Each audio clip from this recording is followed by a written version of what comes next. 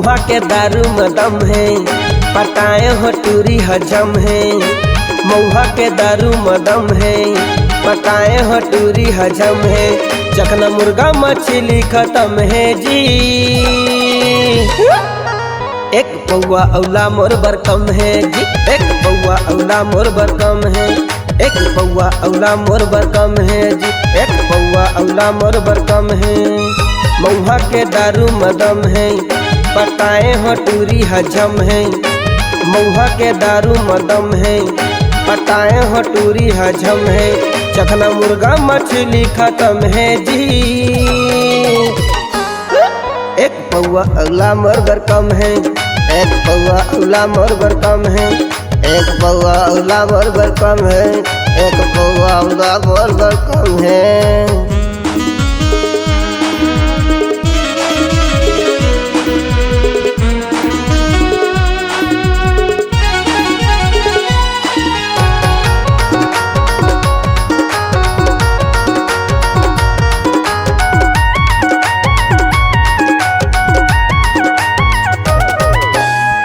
के सुता भुलावे नहीं, काम बुता सुहावे नहीं।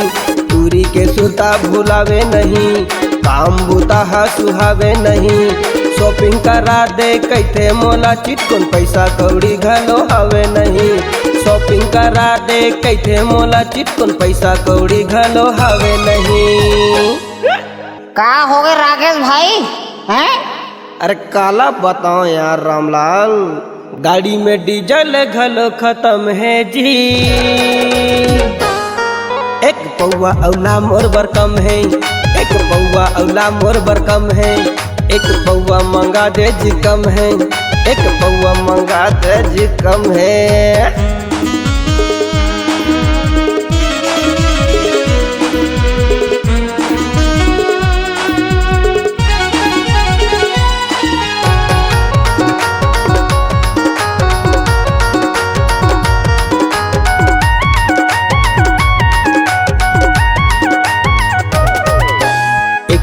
गेहूँ मैं टूरी के घर पड़ गेहूँ ओखर भाई सफर। एक दिन गेहूँ मैं टूरी के घर पड़ गेहूँ ओखर भाई सफर। खिड़की को तिले भगाइस मोला, लटपट मटूरी बचाइस मोला।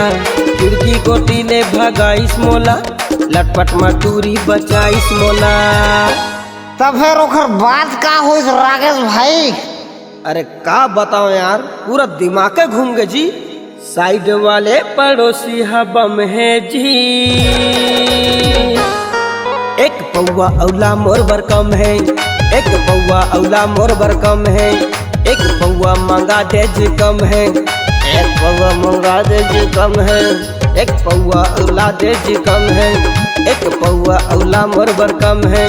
एक पौआ मंगा दे जी कम है, एक पौआ औला मोर बर कम है।